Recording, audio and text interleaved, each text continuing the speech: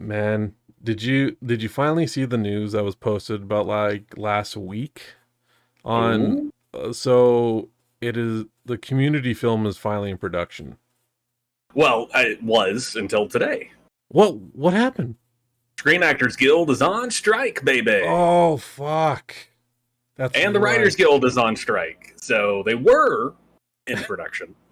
They'll come back. There's too much fanfare for that film. It'll make itself happen. And when it does, it'll be streets ahead. Uh, no, I can't wait. Oh. I've waited so long, Oh so long.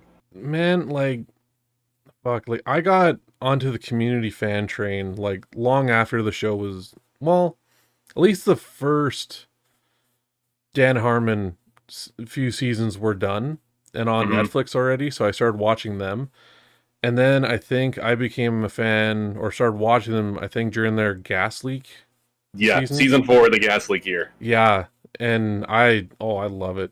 Like the paintball episodes are still my favorite to this day. You know, people shit on the Gas Leak Year, and there's a lot in that season that you can shit on. There's Yeah. some not great stuff, but there's some bangers in that season too. Um, but then season 5, I really enjoyed, even though we lose Troy. Yeah. And then season 6, though, the one that was originally aired on Yahoo Screen, which Yeah. that doesn't even exist anymore. um, but that aired on Yahoo Screen, and that is one of my favorite seasons of the show Man. because you add Keith David as Elroy Patashnik. Yes. You add Paget Brewster to the cast. She elevates anything she's in. But as Frankie Dart, she's so funny. Like, she starts off so serious and no nonsense. And then it's like 4 episodes in, and she's like, let's get some hot dogs, hot dogs, hot dogs. Like, she just falls straight into the absurdity of the group. Ah, beautiful. I really loved Keith David's character as He's so Elroy. funny. Like He's so funny. the scene where like him and Jeff are talking in his Winnebago is like That's he's like, get out of my RV. You're saying that as it's like an insult. Like Yeah, I you're not allowed love to say that like it's an insult. it. Yeah. And my feet aren't meaty He just because, looks down. of course, that's the only thing that Jeff took from that conversation is that he said meaty feet because that is 100% Jeff Winger. Oh, for fuck's sakes. I wonder.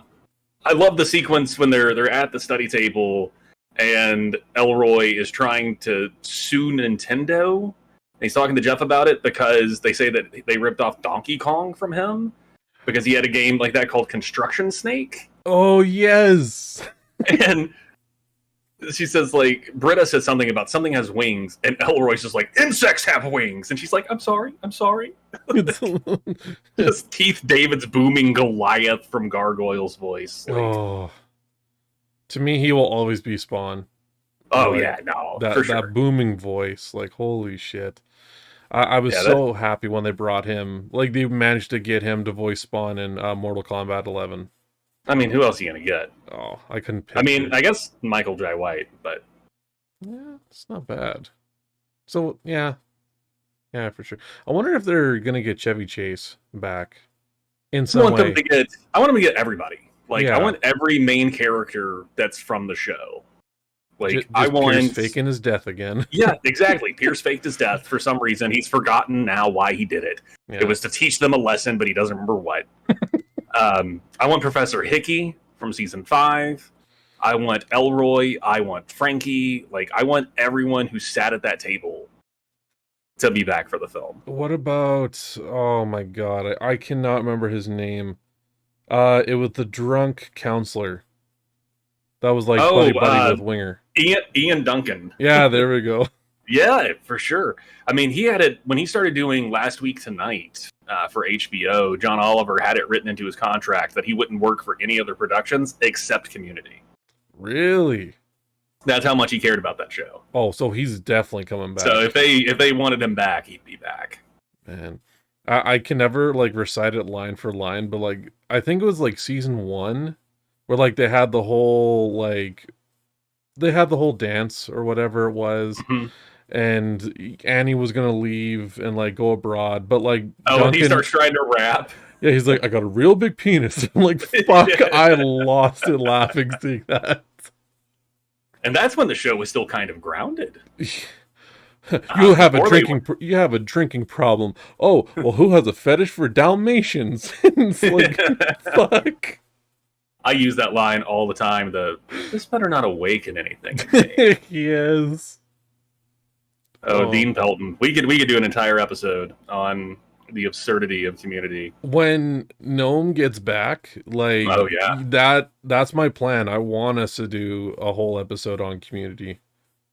yeah, I'm Like, for it. I I've seen every episode of that show so many fucking times. I think it got to the point to me, like, I enjoyed it so much. I think I remember like just turning it on and then just like passing out to go to sleep. Oh yeah, yeah. Before it was like streaming anywhere, my wife and I owned all the DVDs, and we still do. I actually have a shelf in my living room that has all the Community Funko Pops and every season of the show. Nice. But we would just be like, "What disc do you want to watch as we fall asleep tonight?" Though I do, before we properly get into what we got going on today, I want one last mention of the best bit in Community history. What's that? The Dean's rapping payday bar. Yes.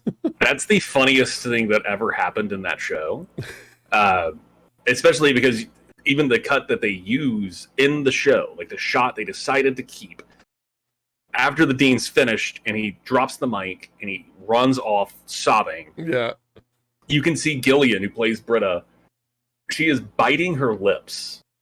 Oh. She is biting her lips, and she turns and looks right down the barrel of the camera, and it's just like she's trying so hard not to just bust out laughing.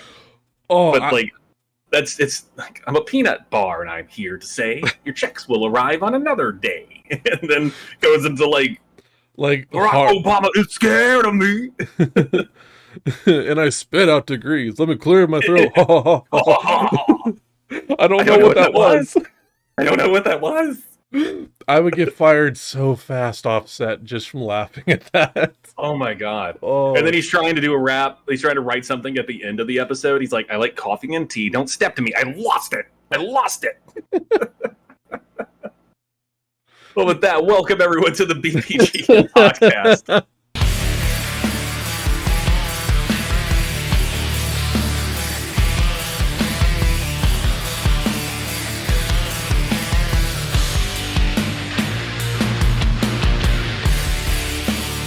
Where we talk about any and every bit of pop culture that there is out there today.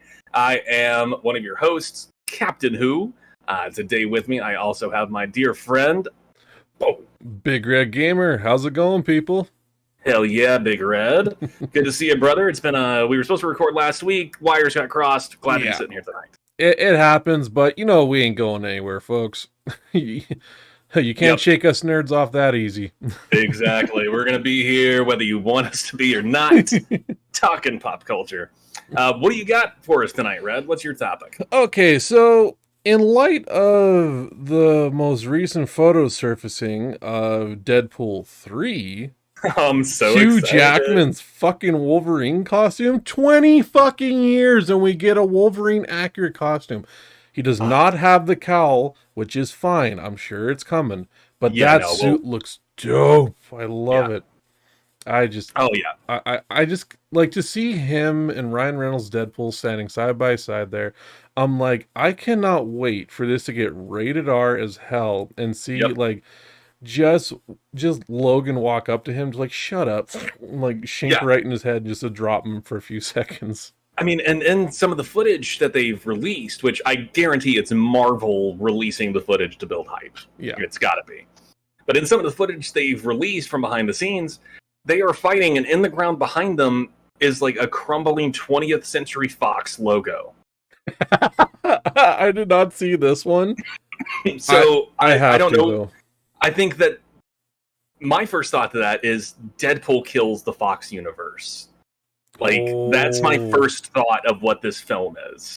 I want it to be that. Oh my But they've God. also confirmed that Owen Wilson's Mobius from Loki is in this movie. which means Oh, that the TVA is involved. that would make Like, sense. I have no idea what to expect out of this. I can't wait to see what happens, but holy shit. But yes, finally seeing Hugh Jackman in an comic yellow and blue fucking Wolverine outfit. And Yeah. it looks so good on him. It does. Like if you look at how it was in the comics, like yeah, his boots were like well pointed in that, but like the fact that it's like all blended in where it just Yeah. like it even looks like layers of armor in there almost. Yeah. Like I'm for it. The only thing that I wish was a little bit better was that it was sleeveless. yes. But I also understand that Hugh Jackman is very susceptible to skin cancer and probably does not want to have his arms exposed outside all the time for filming. So I get it. That's a concession fair. that I'm willing to make. Yeah. Yeah, honestly, like yeah. That I totally forgot about that too. But it makes sense nonetheless. And yeah, I'm just curious what it's gonna look like with a cowl on. I can't wait. I've seen some photoshops that people have done, and it is Oh, spectacular. I really looking forward to it.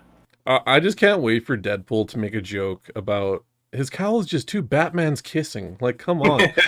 Like, fuck. I mean, it is. It really, yeah, Uh, when you look at it, it's hard not to see it. yeah. Um, It's like what's the old meme too, where it's like if Worf and Adolf Hitler kissed, their mustaches wouldn't touch. I have never seen this meme, but I'm gonna look it up after. Yeah. Yeah, Oh, no, their mustaches wouldn't touch. It's incredible. so talking about this here, I'm thinking, I'm like, you know what? I know we touched on this topic a while back on Mhm. superhero costumes, you know, live action, how accurate they were. I'm wanting to go supervillain costumes this time. Okay. Now, the thing is with supervillain costumes is that, like, of course, got to be from comic first to screen. Yep. Um, yeah, CG is kind of iffy on that one. Mhm. I know we had this discussion beforehand, Right. and I never thought about it before. But yeah, like it's got to like even if the body is CG a bit, like the costume itself has to like actually be like Right. real. You know what I mean? Yeah. Yeah. So we will each have Hmm. five choices. Doesn't matter Okay. which order. I'm gonna kick it off here. Let me just open this list. I'm gonna start from the bottom. Mysterio from Spider-Man No Way Home. That is like that is pretty damn accurate from the comics. Yeah. All the way down Uh, to his fucking fishbowl helmet. I love that it. that was also my number 5. Really? So we are on the same page with that one. Yeah, I loved that outfit. Like The fishbowl, I never thought they would properly pull it off in live action. yeah. And yet, here we are.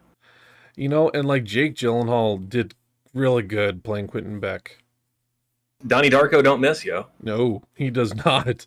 No, it just think I remember like seeing like the first trailer for No Way Home and just him like, "Oh, you don't want any of this." And like arm stick out, I'm like, "Oh shit. He's got cape and all, but what about the helmet?"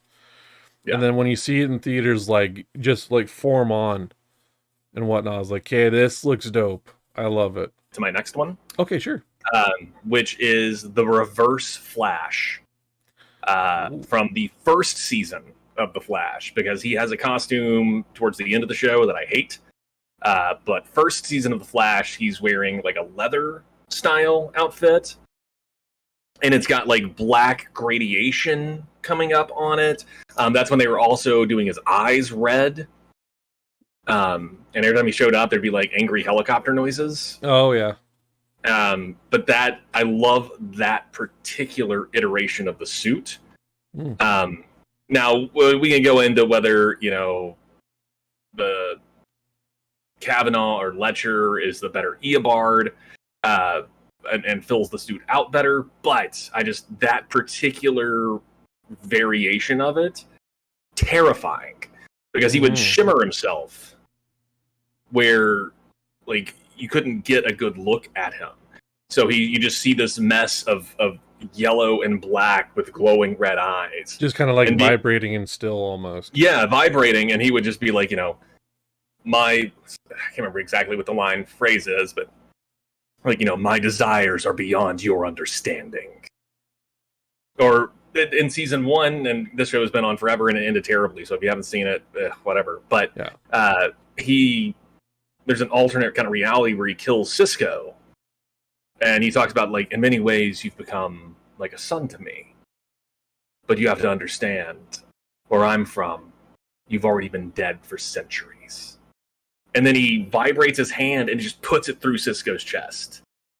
Holy and shit. It's crazy. It's so good. But yeah, I absolutely adore that costume. Those early seasons of The Flash had great costume design. Okay. I've never watched the Flash TV shows, but I have seen like photos. And I think Kavanaugh, I think I did see a photo of him in Reverse Flash. Yeah, Tom Cavanaugh, like, the way they did the Reverse Flash, and I'll briefly cover this when we move on. So the Reverse Flash, Eobard Thawne, is from the far future. Well, not too far, but far enough. Yeah. And the Flash was he was his favorite superhero. Okay. And it's who he looked up to. And then he realizes, and comic origins kind of go back and forth, you know how that is. Yeah. But essentially, he goes to the Flash Museum one day and sees himself as the villain. He's the reverse. Oh. So then he's like, okay, well, if my future's written in stone, then that's what I'm going to do. So he travels back in time and murders Barry's mom. Jesus. Becoming the main antagonist for Barry. Wow. That's also where Flashpoint came from, because that's when Barry travels back and stops Eobard from killing his mother.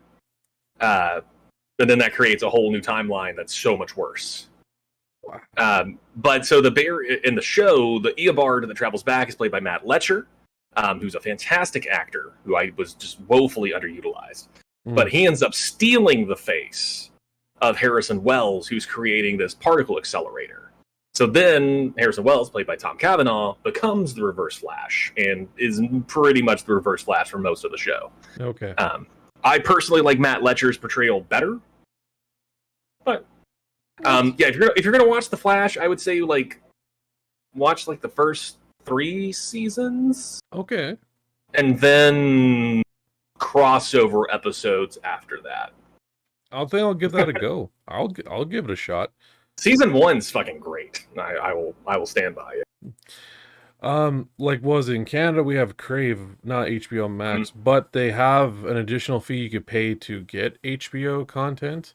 Oh, okay. And so we paid that, and I've noticed we've been able to access stuff that HBO Max does have. So like the Harry Potter, DC, stuff like that. Like, just finally last night I was able to watch the Elvis biopic.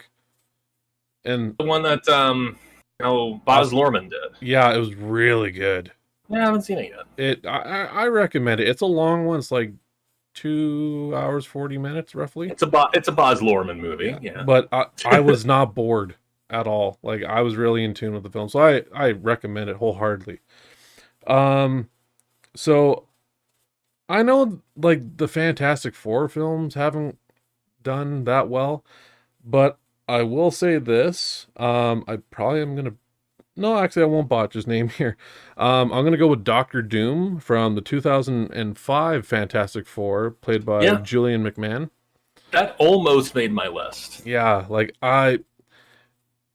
it was a pretty good attempt at Doctor Doom. Like, I wasn't mad. I remember seeing it in theaters as a kid, and when he finally puts on the actual mask and dons the green robe and everything, that's fucking sick. I was like, I love it. Oh, I can't wait for them to do him in the MCU. I can't wait to see what they come up with for that costume. Who would you want to play? I would bring back, because MCU has been recasting people now. We've had the same actor in multiple roles. I would put Mads Mikkelsen, who played Caecilius in the first Doctor Strange. Oh, okay. I would cast Mads Mikkelsen as Victor Von Doom. Yeah, he would do good. He would really do good as him. I'm forgetting his name. You would know it. though he was the bounty hunter that rescued Django from Django Unchained.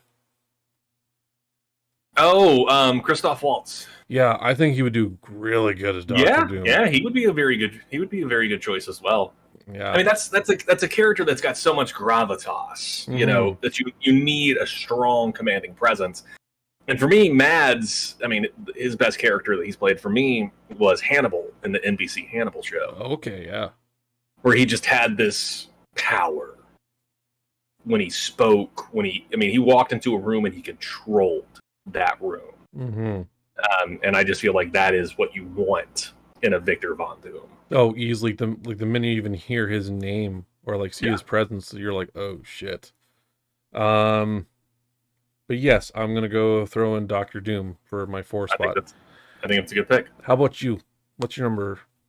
Three Um, actually.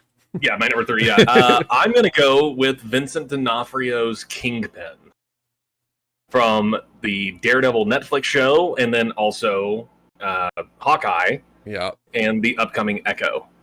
Um, I I almost put Kingpin, but not him. the Michael Clark Duncan. I loved his Kingpin. Yeah, Michael But Clark Duncan was a hell of a Kingpin, but when we finally see D'Onofrio put on, like, he's wearing the white suit, yes.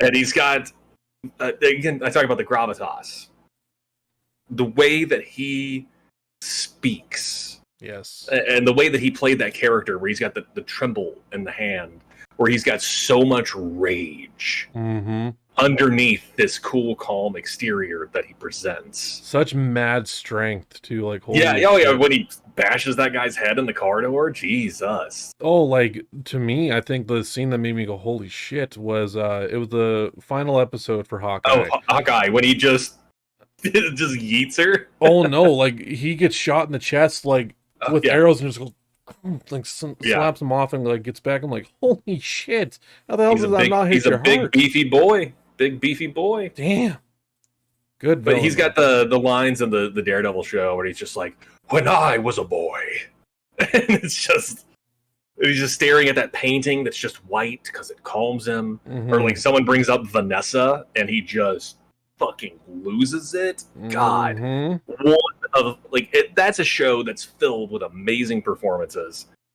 His performance is top tier, and they gave him the exact right look. Yes. Now, honorable mention inside of this to his appearance in Hawkeye when he's rocking the Hawaiian fucking shirt. Yes. Yes, so good, so good. But yeah, Kingpin in either one of those outfits, that is ripped straight from the pages, plopped on screen with one of the best actors they ever could have cast. You talk about like the way he speaks, Mm-hmm. and like the scene just came to my head. Same final scene.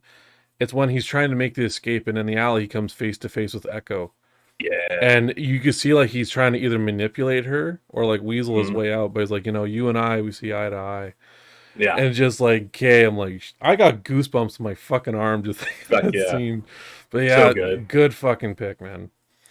What you got next? So I'm gonna go. Like, I'm not gonna lie, some of mine. I got two more MCU, Marvel, but anyway, the next one I'm gonna go with Red Skull from Captain America: First Avenger. Almost made my list. Really? Hugo Weaving in that part. Fuck yeah. He did amazing for that role. Like it just incredible antagonist altogether. Yep. And I thought they were gonna CG the Red Skull, but practical. No, and it was good. Like I wasn't pissed 1 minute. Well, I liked that he had that Joker moment from like the '89 Batman, where they paint his face to look like he's human. Yes. And then he wipes it off and he's got the Joker makeup, and they did the same thing where he peels off the Hugo Weaving face and it's the Red Skull. Yeah. Glorious. That's some pure comic book bullshit. It reminds me of the episode of Star Trek Deep Space Nine, where, and for those that aren't aware, there's a transporter clone of Commander Riker. Okay. So there's William Riker that we know and love from Star Trek Next Generation, all those movies. But he has a transporter clone named Thomas Riker. Mm. Thomas ends up becoming a terrorist Oh. and joining a group called the Maquis. And so Thomas pretends to be William as he visits Deep Space Nine, and then he takes over one of their shuttles. It's either a shuttle or the Defiant. I don't remember. It's been a minute since I've seen it. But he's got the full beard that we expect from Riker. Mm-hmm. And once he actually takes control of the ship, he grabs at the beard and he peels off the sideburn pieces, revealing just a goatee. And it's like, oh, it's Thomas. Like, it's such a stupid reveal, but it is so good. It is one of my favorites. But I love kitschy comic book bullshit like that. Like, I'm going to peel off my face. It's so Scooby-Doo. Like, yes, it was Old Man Withers all along. all the time. Yeah. But when you bring up that scene, like that key moment where like he rips off his face and like you see like the Red Skull, it's kind of cool that you also notice like the one eyelid is kind of drooped and you see like the actual like red underneath. Yeah. And just like, oh shit, they're gonna do it. Yep. But yeah, honestly, like Red Skull easily picked. And like Hugo Weaving plays a lot of good antagonists if you look at his roster. He voiced Megatron in Transformers. And then Mr. Smith, like, come on. Yeah. Like, yeah, so Red Skull, my number 3, easily.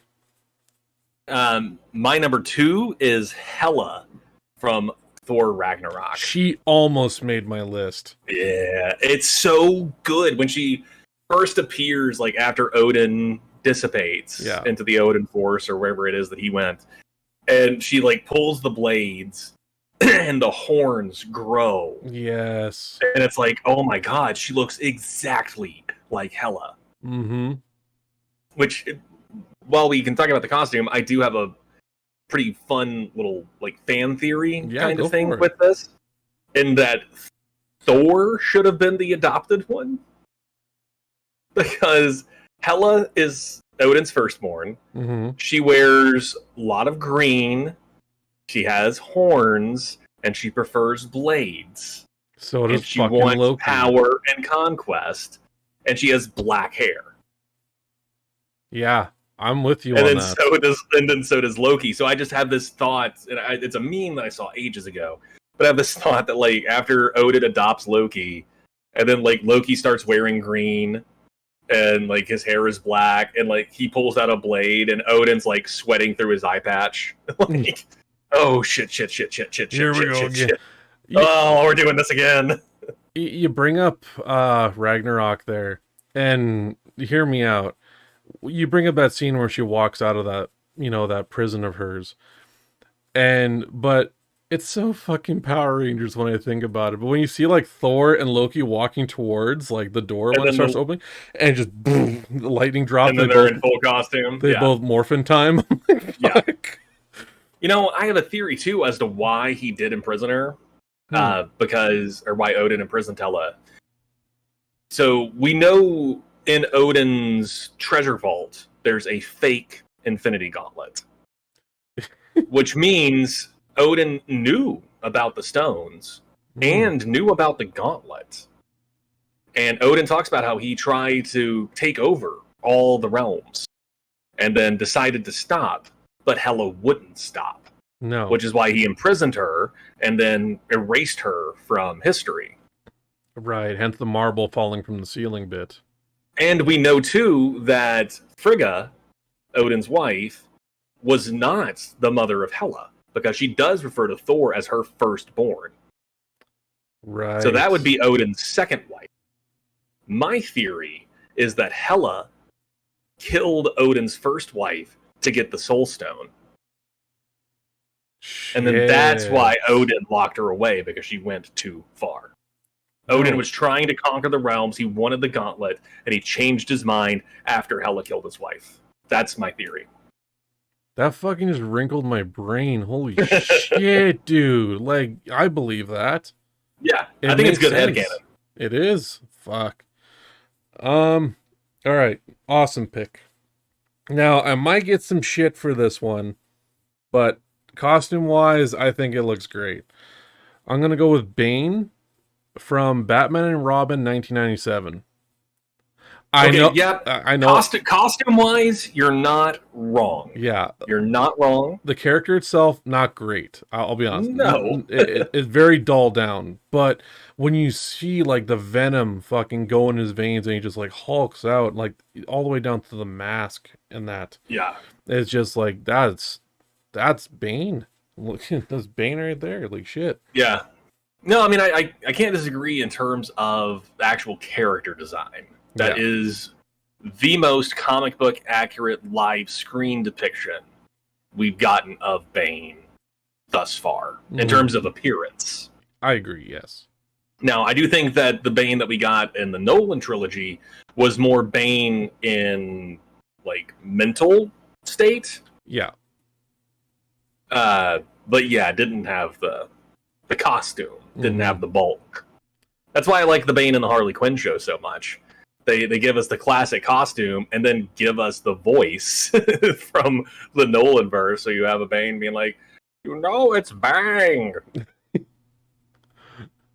Goddamn millennials. Oh, yeah, like I wonder like if you were to do a live action Bane, like do you think he would have to be CG? No. They cast a pro wrestler. I mean, yeah, like shit, they're doing that for like a Sweet Tooth with Samoa Joe.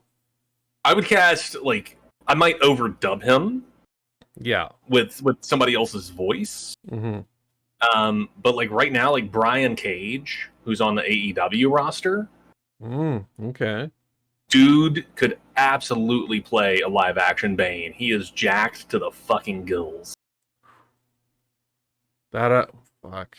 I don't even know what wrestler I would even pick to be him, because like initially I would say like one of the big dudes, like even height wise, like Big Show or something, but he doesn't have like the big muscular Doesn't have the build, yeah. Yeah, no, yeah, he no. doesn't. That's why I picked Brian Cage. That's fair.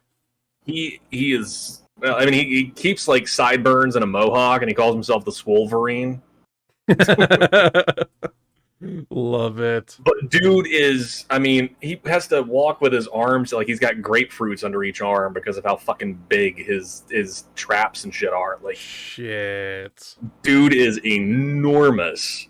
So yeah, if I throw a Bane mask on that dude and put some green piping down his back, and you've got yourself a live action Bane. God. Now, I don't know that he's a good actor, which is why I said overdub him with somebody. Yeah, like overdub for sure. Quick thing here. I would recommend, have you seen the new trailer for Twisted Metal? Mm-hmm. What do you think about that?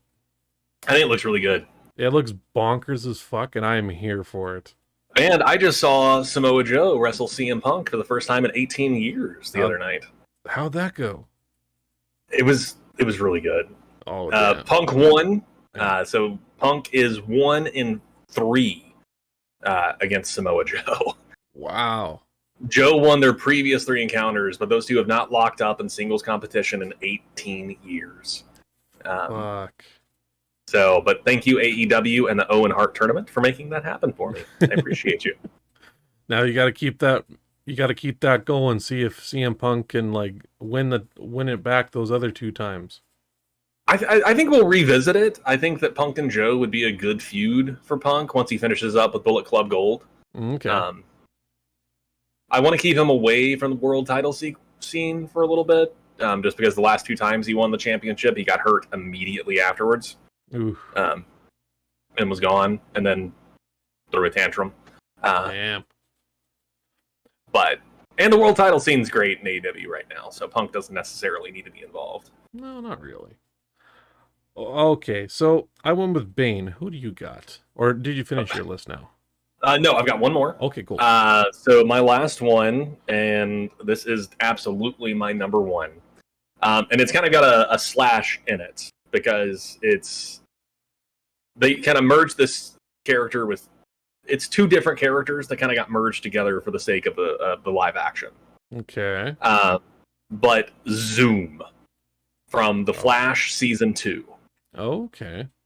So this is a speedster who wears an all black outfit. I've seen videos of this. And like the mask, like the mouth has like almost like tendril kind of things. Like it doesn't have like an opening for a mouth, but it's got like slits. Yeah, it almost looks like like a decaying mouth.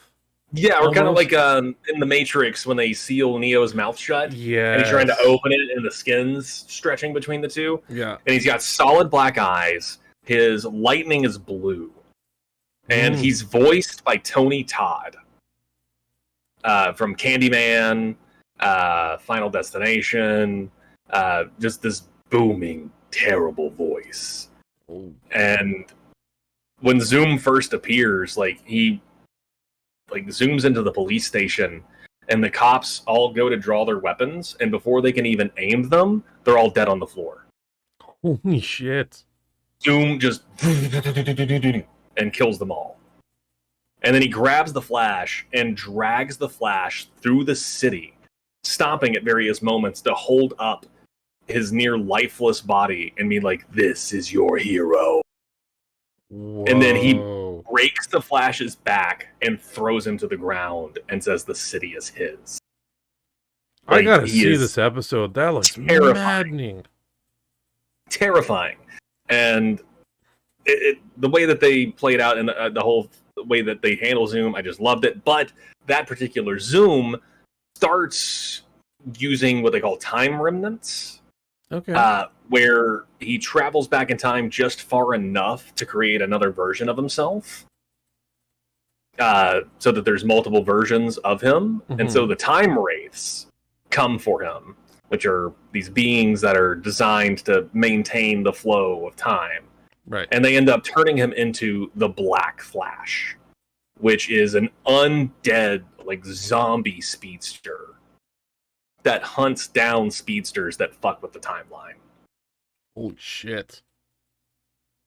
And so then Black Flash shows up several times later, but it's like they changed Hunter Zolomon Zoom to this costume because they knew they were going to get to Black Flash. But everything they did about it, it is my favorite evil speedster. I bought a knockoff Lego minifigure of him. I love his outfit design.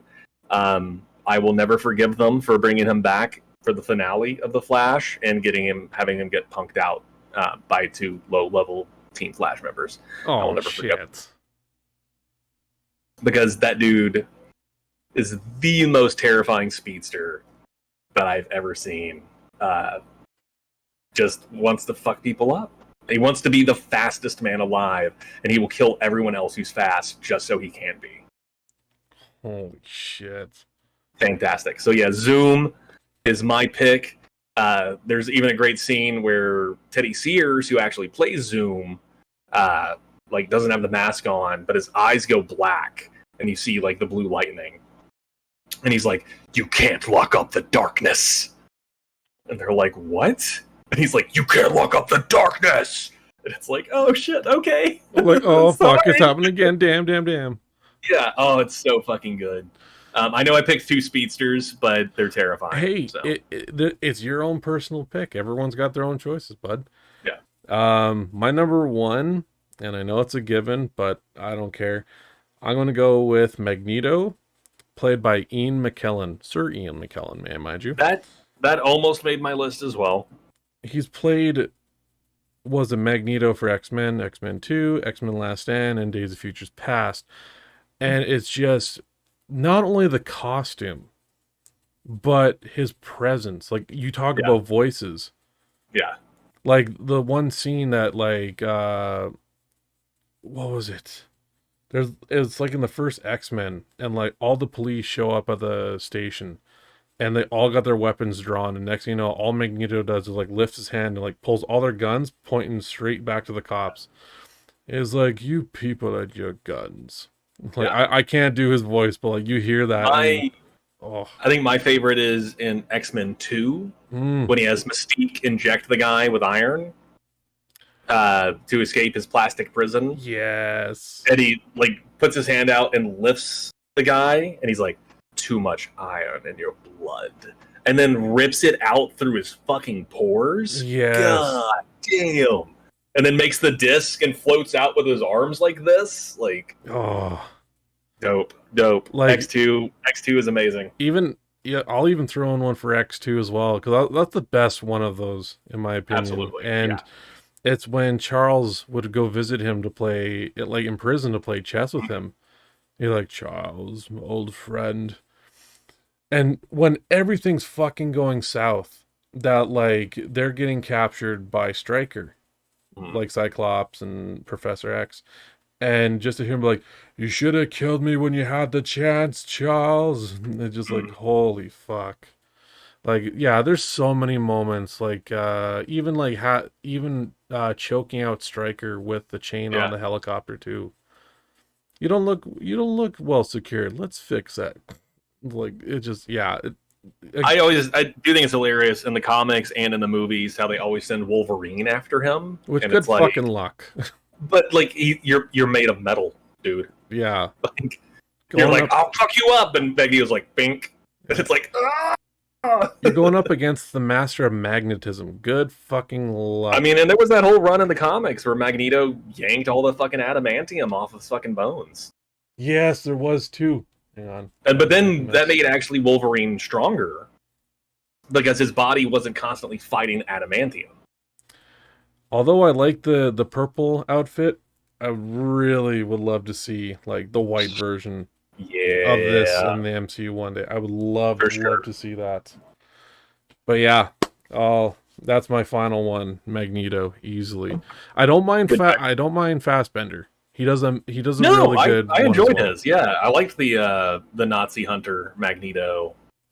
Oh, like his final kill, like the coin, just slowly going into the head. It's just amazing.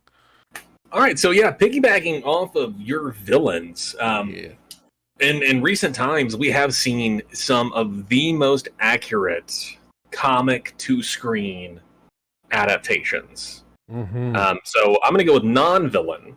Now, anti-heroes, things like that, totally fine.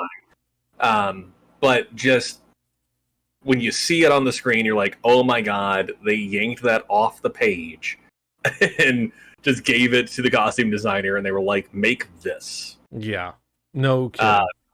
And so my number one on that, or, well, the first one I'm going to start with anyway, classic Loki from the Loki show. Oh, good one. Richard E. Grant playing classic Loki. He's got the horns. He's got the like lily pad fucking neck bits. Yeah. It is ridiculous, and it should not work. No, but it does. Like it has that look, like he picked it up from a Halloween store. Yes, but it works at the same time. It works, and like because he sells it, where he's just like, nothing matches Loki sorcery. And he's just that. I love that show. I cannot wait for season 2. But when he showed up in that cliffhanger where he just bends over, you see the fucking horns, and I'm like, oh my god, we're doing actual fucking Loki. Yes.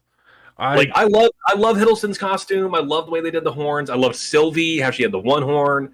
Like, there's all the versions of Loki are fucking cool. That's the coolest fucking version, in my opinion. I loved it, except for Alligator Loki. He's obviously bad. Like, for me, like, when I remember, like, for classic Loki, the first time I ever seen that costume was actually in Marvel Ultimate Alliance. Because, like, that's the look that they went for with him. Like, of course, like, more younger and, like, a little more muscle on him. But, yeah, just to see, like, those massive, like, yellow horns and whatnot, like, that's dope. I am so happy they brought this to screen. Unbelievably good. Oh, fuck. Okay, so I know it's a huge debate on who has the best one, but I'm going to go with Spider-Man from 2002, Tobey Maguire's Spider-Man. Interesting. That, like, some people may not like it, some people do. I liked it because it was, like, you can't really screw up Spider-Man's costume. Like, you can't. But with Sam Raimi, how he kind of made it somewhat up-to-date and modern, kind of giving like those eyes, like those kind of like Mm, sharp points at the end. Like it was right. just, I loved that. It made me think a little bit more of like when Todd McFarlane used to do Okay. comic Yeah, for yeah, yeah. I can Spider-Man. see I was that. like, I like that very much. And just like even like the webbing on the suit like is more silver than, black, which I was cool with that wholeheartedly. Yeah. But yeah, so I would one I'll throw out there is, yeah, Spider-Man, Peter Tobey Maguire's. I'm still waiting for this costume in live action. Oh, that better be coming soon. Ben Riley, Scarlet Spider, the Spider-Man, in my opinion. Mm. Love him dearly. It like He has a special place of honor on my little desk here. all I hope is that they keep it damn near close. No, it's got to have the hoodie, It has to. spray painted symbol. Yeah, It has to. got to. You can't go like full modern, just make it a spandex and be like, yeah, it's Scarlet. Nope. No, you need the hoodie. Yeah, With no, those I know. sleeves. Yeah, because I know there's like Kane is the modern Scarlet Spider, and he's got a pretty cool looking suit. But no, I want this. I want Ben Riley, and I want him in that fucking outfit. Hmm. If you watch Spider-Man, like, have you seen the new Miles No, I Morales? know it's supposed to be coming to digital soon. It is Uh, good. Like, yeah, I'm looking forward to it. amazing artwork done. Like, I know I have to watch it multiple times to see all the other variants of Spider-Man that are in that film. Like, it is amazing. I like how you say Spider-Man. And Spider folk. No, I don't think it's inaccurate. I just liked the way that you particularly said Spider-Man. Yeah, Spider-Man. Get me pictures of Spider-Man. Give me pictures. He's a menace. What would be your next one off of Spider-Man? My next one is going to be Brandon Routh's Superman. Now, Brandon Routh played Superman in Superman Returns. Mm-hmm. This is not the costume I'm referring to. I'm referring to when they brought Brandon Routh back as Superman in CW's Crisis on Infinite Earths, I've seen video where clips of that one. he is wearing the Kingdom Come suit. Okay. So it is the red symbol with the black background. It looked really good too. But he's got the silver in his hair. This is an aged Superman who's been at it for a long fucking time. Mm. But this is still the continuation of the Christopher Reeves Superman. Much like Brandon Routh's Superman Returns was. Oh. But this is one where the Joker killed Lois Lane. Oh, we're going down that and road.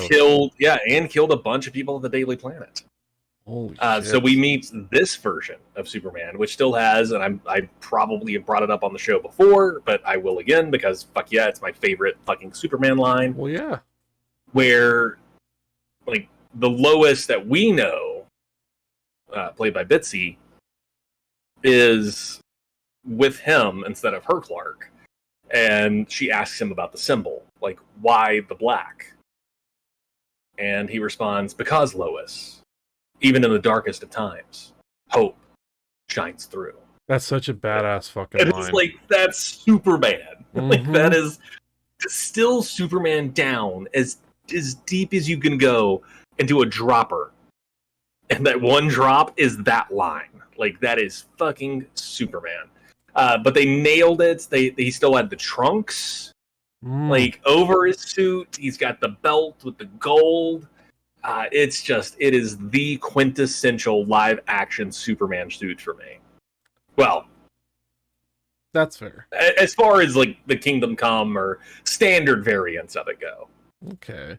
But yeah, Brandon Routh Superman deserved more, and I'm very sad that we didn't get that HBO Max show with him that was pitched. Oh, fuck. Would have been nice just to have him be Superman a little more. I remember seeing the Superman Returns film.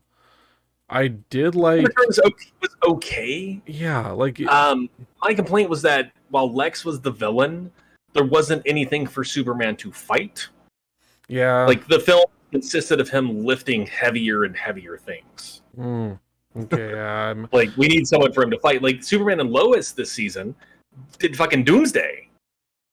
And the season ends literally on a cliffhanger of Superman and Doomsday flying at each other to punch each other on the fucking moon with the Earth in the background. Dope as fuck. Holy fuck. Yeah.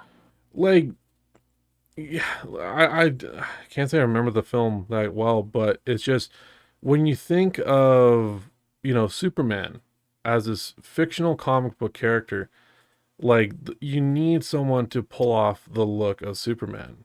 And like when I remember seeing that, I was like, yeah, that's him. That's Clark No, Kent. yeah. I didn't like Kate Bosworth as Lois. I will say that. Gotta look at, I feel like I know that name, and I'm sure if I see the Yeah. face, I'll know. I didn't care for her as Lois. I didn't feel like she had the agency that Lois has, which I'm not worried about Mm-hmm. with Rachel Brosnahan, who is our new Lois Lane Mm, for Superman Legacy. I think she is absolutely going to nail that spunky, in charge Lois. nice. Um, so all right, you're gonna go for Superman. Yep. Again, might be a might be a bit of a stretch because not a lot of people like this one. I'm gonna go with Daredevil from 2003, Ben Affleck. Daredevil. Not a bad costume. Like I enjoyed it. I enjoyed the It's not a costume. bad costume. I do Uh, wish that Ben Affleck had spent a little bit more time in the gym. Me too. Yeah.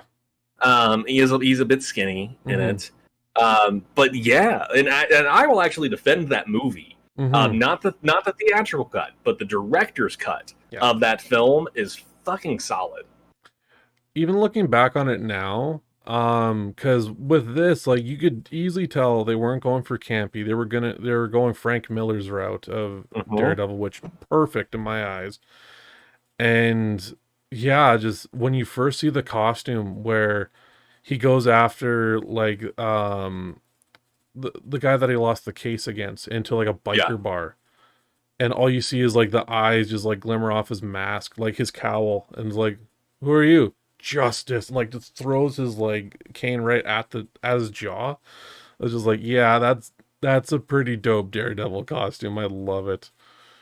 Now you have heard that Jennifer Garner's Elektra is in the new Daredevil, Yes, and I am so and happy. that Ben Affleck has been seen on set, Get the fuck which out of means here, really? presumably his Daredevil is returning as well. Oh, I'm so happy hearing that. Uh, Yeah. It's like Kevin Smith, like at what was it, at San Diego Comic Con when he heard Ben Affleck was being Batman. hmm. He's like standing in front of the mic and he's just like, It's like pretend like he's just losing his freaking, yeah. But no, that's awesome. Like they're connect like that. I know some people are hating like this whole nostalgia train, but when you can make it connect, like it works. Let them be. I'm almost 40 over here, man. I already lived through all of it once. I'm happy to see it again. Yeah, like for me, like seeing all these actors who played these roles in like the 2000s and that, bring it on. I Yeah. want to see it. Like, I hope, and if this works, I really hope, I want to see Thomas Jane come back as Punisher, as like an Yeah. older Frank Castle. Yeah. Old Man Castle. I'm Yeah, down for it. oh, I want to see it so badly. Yeah. Make it rated R and just as twisted. Like, I just finished watching that film not too long ago again, Not and bad. I mean, for a PG-13 Punisher movie, it's not bad. like the fight scene between him and the Russian is still my favorite. Kevin Nash, baby. Too Yeah. sweet. Ooh, baby. But yes, Daredevil, Ben Affleck's Daredevil, I would say I Huh. love his costume. I thought it was very accurate for the time. Agreed. Yeah. Agreed. Who would you say is your next pick? Okay, so this one's kind of a group thing. I've got a couple of different things going on, but what I have written down is X-Men First Class Ooh, nice pick. slash Negasonic Teenage Warhead. Ooh, okay, I see where you're going with this. There's that traditional yellow and blue. Like when I first saw X-Men First Class, I was like, "Fuck yes!" Mm-hmm. Like we're actually doing real yellow and blue X-Men uniforms. yes. I'm so excited about this. And then the first time I watched Deadpool, Mm-hmm. and Negasonic blows off her outer layer of clothes and reveals the jumpsuit. Yes. And I was like, yes, yes, yes. Like, this is what I'm fucking here for. Mm-hmm. This is the fucking X-Men. None of that Bryan Singer black leather fetish bullshit. Yeah, that was like, ugh. give me the fucking X-Men. Which, it is funny, looking back on the first one, where Logan says to Cyclops, like, you all actually go outside in these. And he's like, what would you prefer, yellow spandex? And it's like, goddamn yes, I would. Well, we had to wait 20 fucking years for it, but we're getting it, damn it. More than, I mean, that was 1999. It was? Oh, I thought it was 2000 that movie came out. Regardless, but still, 23 years. At least, yeah, holy shit. It might have been 2000. Yeah, but we waited way too damn long. But yeah, we waited 2 decades. Yeah, literally. To see some actual real fucking X-Men costumes. Us fans from that era are sold. We're paying our fucking taxes and shit. We had to wait for this fucking thing, damn it. Yeah, so I loved seeing that in X-Men First Class. Yeah. I hate that as those films developed, they muted the colors down. Yeah, I hated that too. But then we get Deadpool, which they were like, no, we're doing this right. Mm-hmm. And then we see Negasonic in her outfit. And then even in Deadpool 2, like, he's wearing, like, proper, like, with those little jersey. The trainee. Yeah, like, we see, like, real X-Men outfits. Yeah. So that's going to be my pick. It's just kind of like that crossover between First Class and Negasonic of really paying tribute to proper X-Men history. Yeah. Which we're now seeing again, as we talked about at the top, of Wolverine finally being in a comic accurate outfit as well. Yeah. The last X-Men. Yeah, no kidding.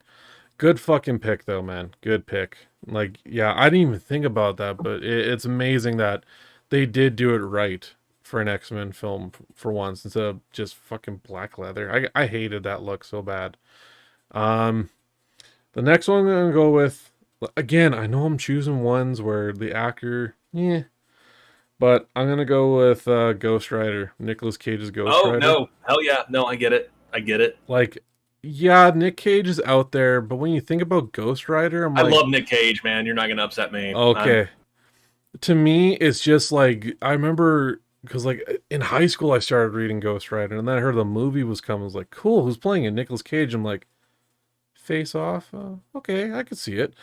And then when I went to go see it in theaters, and you see the first transformation where he's like, you could see like parts of his flesh is like peeling off and like more of the skull. I'm like, this is metal as fuck, and I love it. Like, even like some of the lines that he says can be cheesy, but I love it. He's going after. I mean, it's Ghost Rider. Oh yeah, but there's one of the demons that he's going after, as the one that's like the element of wind, and he tries getting him with his chain, and he's like, you gotta think faster than that, Ghost Rider.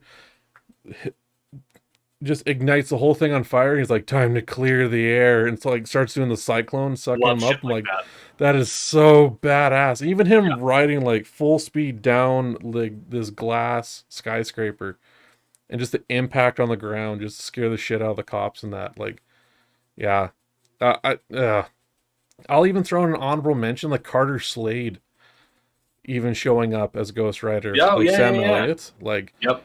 I love that shit. Yeah. Like, yes, again, goosebumps are going because I love that where he just doesn't even say who he is. And he just pulls up with his horse. He's like, I still got one left in me. He's like, can you keep up? And like the whole horse and him like engulfed with flames. Let's ride. And just that whole sequence of the old Ghost Rider and the new one riding through the desert is badass. While that's not my pick, Mm-hmm. I will piggyback off that for a second though and talk about the Robbie Reyes Ghost Rider from Agents of S.H.I.E.L.D. Right. And that transformation sequence. Because he's got the chrome head. Okay, because he's got the car instead of the motorcycle with the big fucking gas blower motor. The 69 Charger he has. Hell yeah, where the wheels are on fire and shit. Fucking glorious. But his transformation of that, for being on network television, holy shit. They put some work into that. Where like the skin burns off his face, revealing the chrome underneath. Yeah. Beautiful. I think that if they did what was the second Ghost Rider that Nick Cage did, Spirit of Vengeance? Yeah. if that was the first Ghost Rider movie, we would have had 10 of them. Oh, for sure, yeah. Like, it's kind of like the Ninja Turtle movies that they did in the aughts. Like with Michael Bay, you talking about, or the one before? Yeah. Okay, Yeah, with Stephen Amell as Casey Jones. Oh yeah. Like if they had done the second one as the first one, we would have had a dozen of those motherfuckers. Easily. Like, you've got the Technodrome, you've got Bebop, you got Rocksteady, you got Krang, you got Casey Jones. All the bullshit that us that grew up on it, or me anyway. Oh yeah, I grew up with that, yeah. Like, I mean, that show started in 88 or 89, I want to say. I want to say that, yeah. So I was prime fucking demographic. Like, I was like 3 to 4 years old. Mm-hmm. And I was obsessed with the fucking Ninja Turtles when I was a kid. I had the Technodrome playset. I had so many of the classic Ninja Turtle figures. So when I saw that movie, and I saw all that shit from my childhood realized in modern CG, right? I was like, I want all of this. But then it's like they wanted to do something different. They didn't want to go down the nostalgia route the first time. Mm-hmm. And then they fucked it up because they do it the second time, but they'd already lost their audience by then. Yeah. And like Stephen Amell did a great job as Casey Jones. I would have liked to see more of him. Like I think like the first time I was exposed to Ninja Turtles, it was, I think, the first 2 live action films in the 90s, because I was born in 92. So later on in the 90s when I saw those, I'm like, oh, this is sick.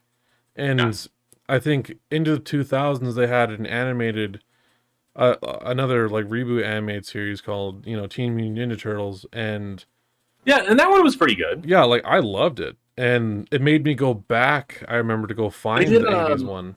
They did like a crossover movie or something too that had like the different iterations of the Turtles. Yeah, it was like the 3 generations. There was the comic book, the first the cartoon, black and white ones, and then the 80s ones, and then the modern ones. Like that was pretty fun. Turtles in Time or some bullshit. Yeah, it was awesome. Like I am looking forward to this new Ninja Turtles that Seth Rogen's doing. Too. Like that cast is stacked. Holy shit. No, I do think it's really funny that Ice Cube went from like gangster rap, fuck the police, to like, I'm in a Ninja Turtles movie. Yeah, no shit. To this day, like I even thought of that when he was doing those Are We There Yet films. I was like, it's that meme where it's like, at first I'm like, and he's on a couch with an AK-47, and then I'm like, and he's in a canoe with a jersey and a fucking life preserver and shit. I do think stuff like that's funny, but I mean, Snoop Dogg's got a cooking show with Martha Stewart, so fuck it. Who cares? And then you got fucking Ice-T, who's now a detective cop on. Well, that just makes me think of the John Mulaney bit about Ice-T and SVU, where every episode Ice is like learning the job. Where it's like, you mean to tell me this guy's into little girls with pigtails? Yeah, Ice. That's the job. This is the special victims unit. But it's like, as John Mulaney says, I want more of that. But it's like, oh, you mean like when someone eats too much chocolate cake? Or when someone bets too much on the ponies? Or when someone drinks too much? It's like, yeah, Ice, you're getting it. When I'm in class, like doing level building, I'll usually just have Spotify playing whatever. But lately, I've been listening to a lot of stand-up comedians, and John Mulaney I started listening to this week. He's so fucking funny. Oh God, my favorite one is his bit on Stranger Danger with like there's one where he talks about like, oh, just to get reported by the police, is like, we have 7-year-old John Mulaney here. So how did you apprehend the person? Well, thank you for asking. Well, first I kicked him with my feet and I threw him off his rhythm. And while I was down, I put an 8-ball of Coke in his pocket. I'm like, whoa, what the fuck is this? It's just like, it's not mine. Oh, boo-hoo, you're gonna do 10 to life while your kids are getting hauled off by social services. I'm just like, holy fuck. He cracks. My wife and I quote his stand-up John Mulaney New in Town Oh, We okay. quote that constantly. Where it's just like things about like a homeless guy coming up and just pushing him, being like, "I have AIDS."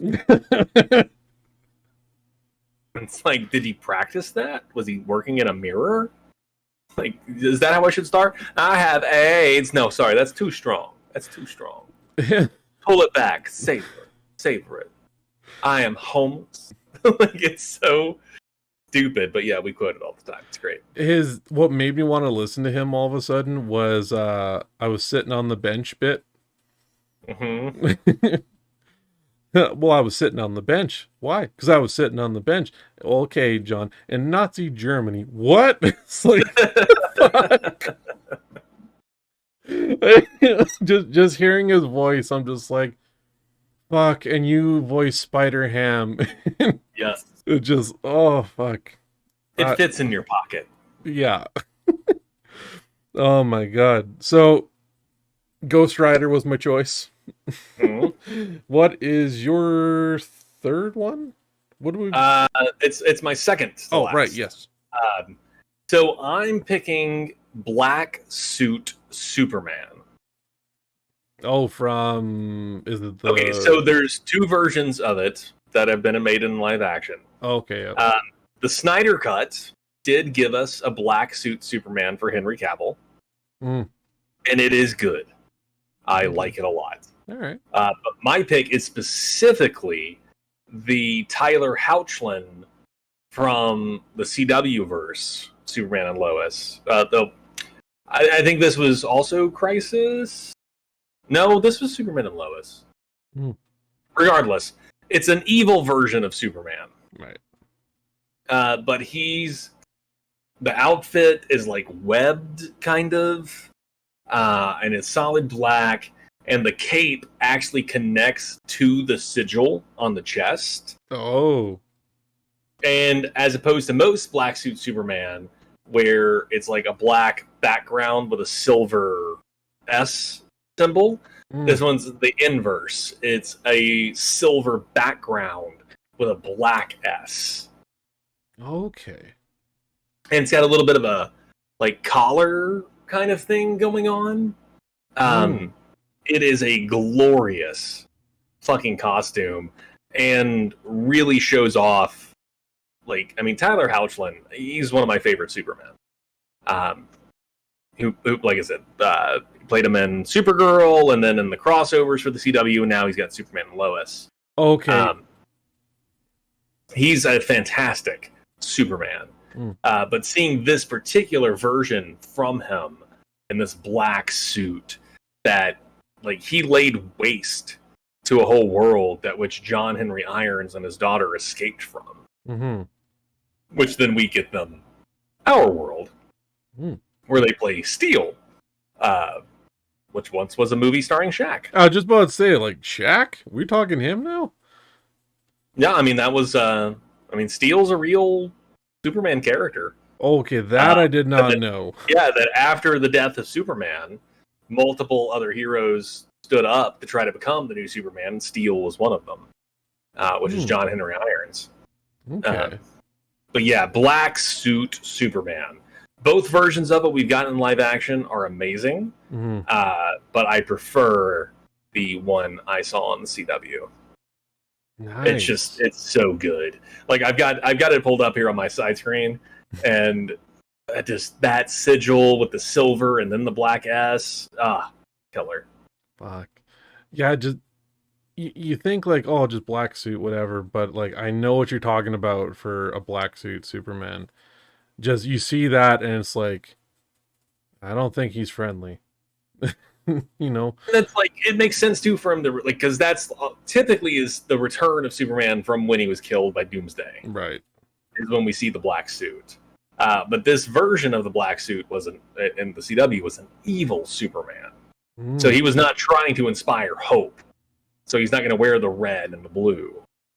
Right. He's going to wear black because he is like, this is a Superman that fucking lasered Lois Lane to death on a live broadcast because she was calling out his behavior.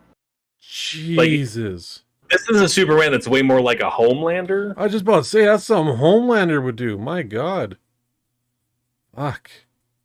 But Well, Homelander not come up on either of these lists, by the way. yeah, no, he didn't make mine either. He should have. We should have made one of our lists Yeah, because I feel like if that's Gnome was here, he would have put him on his list. no absolutely would have had Homelander. Yes. Yeah. Um, I know I mentioned this before in my topic, but I'm gonna go with Thomas Jane's Punisher, Frank Castle. Now I know in the movie you do see different iterations of him like wearing like the skull logo on him. But the scene I'm talking about is when he's actually at the Saints Bank and like all the money's raining down and he come and like his two main bodyguards are like running up to see what's going on and all you see is that badass shot of like Frank Castle standing in the hallway with like a briefcase in hand and like one pistol in the other with like black trench coat and the skull shirt. I can And dig it. yeah, like that to me cuz I think of the run of Welcome Back Frank Mhm. and just like that very like yeah, Punisher's a dark character already, but like that very dark, gritty, modern take on a very anti-hero kind of look. And yeah, I'd say that's very accurate to me. Like I do like John Bernthal's Punisher. He does very No, he good. did a good job.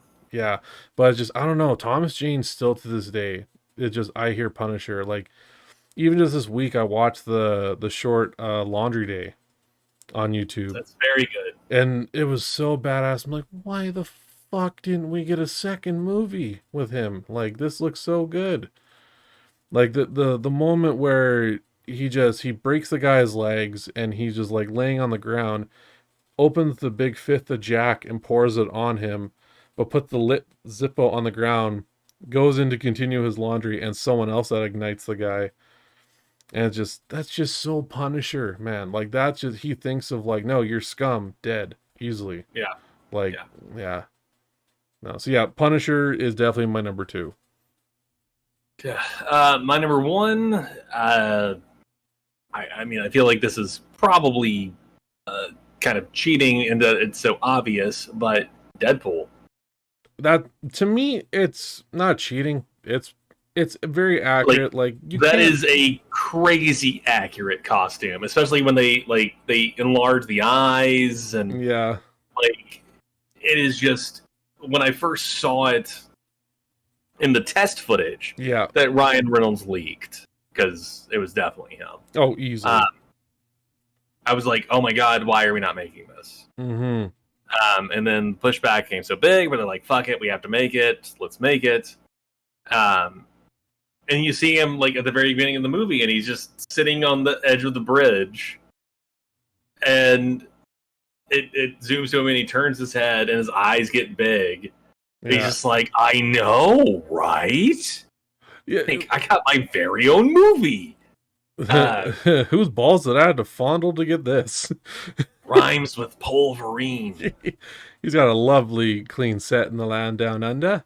But it's such like OG Rob Liefeld art with all the pouches and Yes. like it is just such an accurate portrayal, which I mean I would expect nothing less from Ryan Reynolds. You talking Uh, about like the white eyes, like being yes. animated and everything. Just you talking about that scene of him on there. Just like, oh, hello. Yeah. Right? You see like the eyes like do that. I'm like, that's so fucking good. Or even if they're like in they're midair right after that bit in the SUV and he just like looks, he's like, wait, did I leave the stove on? Or the after Ajax gets away and he does like the Macaulay Culkin hands on his face, just oh, Yeah. That it's, does it. and then yeah, breaks every bone in his body trying to fight Colossus. You ever heard of the one-legged man in the ass kicking contest? Fuck, my ribs were sore hearing that one. So good. Yeah, that's definitely my number one most accurate comic book costume. That's a good one. And I think it's just because Ryan Reynolds inhabits that character. Oh, easily. Like I because can't picture. it's one of those things that you can tell that it's him in the suit, Mm-hmm. even when the mask is on. Oh And I think yeah. that makes a big difference in terms of the physicality of the character and how it progresses. It's like I'm a huge fan of The Mandalorian. Don't get me wrong. I love The Mandalorian. But Pedro Pascal is just a voice actor, except for like 1 to 2 episodes a season. Okay. Like he's not there on set in the suit. It's kind of up there with oh my god, why am I blanking on his name? He played Judge Dredd. Carl Urban, Thank you. Like with him, like yeah, his face wasn't covered all the way, but but he like was he in the kept the suit. mask on. Like he didn't Yes. take it off once, and like you knew he was Judge Dredd, like easily. Well, and yeah, I mean, and that when he did the iconic version, because you got Sylvester Stallone's "I am the law," but then you get Carl Urban being like, "Mama thinks she's the law. She's not. I am the law. I am the law." It's so good because it's like Oh, it's understated, but you know that like if you fuck with this dude, you're going to die. oh, easily. Like Like when the other judges that are corrupt show up, and he's just like, "Yep, no, I'll kill all of you." fuck, I'm mad at How did myself. that not get a sequel? Just Like, and there's been interviews that if Carl Urban was asked, he would do one. Like, the man said he's he up would for hop it. on that. Do it. Yeah, Like, if give he's, me Judge Dredd versus Judge Death. oh, please, I want that to happen so bad. Like I need that in my life. Now I'm pissed that I didn't put him on this list. I didn't even think Yeah, about that's a good one. That's a fuck. good one. Honorable mention then. Yep, Definitely. honorable mention. Okay, so my number one, it's funny to bring up Laundry Day. I'm gonna go with Hellboy. With Ron Perlman's Hellboy. Yep, 100%. I get it. Like it was like sure some moments in that film were CG, but But that was no, all that's Ron practical. Perlman in a bunch of fucking makeup. Oh yeah, like that was all practical. Some of the fights, like yeah, you could see it was CG a bit, but in actual like presence, all the way down Yeah. to his fist, like that was all practical, and like it's just the stature and like his Yeah. voice alone. Like when he goes and sees Liz in the psychiatric ward, and you hear the one girl just go like, "There's a red man out there." Like, no, it's not soon. Santa's not coming for a few months, and it's just him hiding behind the tree, and you're like, "I got beer." He just like snagged it from a couple. Yeah, Perlman's Hellboy definitely is iconic. What was it? Marco, get your big red butt over here. And he's like pounding into the floor. He's like, I'm coming for you, kid. While he's still got a cigar hanging out. Like, that is so fucking Hellboy. Yep. Look at it. Like, I'm excited for the new game that's coming Yeah, out. that should be fun. Like, it looks like a third person kind of like beat 'em up that is Yeah. heavily based on the comics. So, like, that Hey, I'm looking forward to. give me more of that Mike Mignola art, man. I'm for it. Someone mentioned in the comments on there that it's Lance Riddick that's in there. It's one of his last roles before he passed away. That makes me Like, sad. yeah, like it's. I don't think he's voicing Hellboy. I think it's another. I think it's an antagonist. But like someone Yeah, brought that up. he would not make a good Hellboy. No. Yeah, like don't get me wrong. I didn't mind David Harbour's Hellboy. That movie was just so disjointed. It was. It really was. Like I was I felt hoping. like I was watching like 3 different Hellboy movies at the same time. Yeah. Like I don't know. I know like Ron Perlman's up there in age, but Oh, he's not coming back. No. I saw him at a con recently. Dude can barely move. fuck. He's not coming back. But Man, it just I'm sure we can find somebody. Oh yeah, like give it a rated R like Hellboy Yes. film. I love the idea of that. But yeah, I don't know, just the David Harbour one just yeah, like you said, it was so disjointed. So I think David disconnected. Harbour is good casting. Yeah, I just think he had a bad script. yeah, because like he's a good actor. Easily a good actor. Hell. But I mean, that's like my complaint with the 13th Doctor, Jodie Whittaker. I Mm, thought she was amazing in her part. I thought she played a doctor or the doctor very, very fucking well. yeah. She just had shitty scripts. Fuck. I think like another like we bring up David Harbour, like another honorable mention like for comic accuracy, have Red Guardian in there.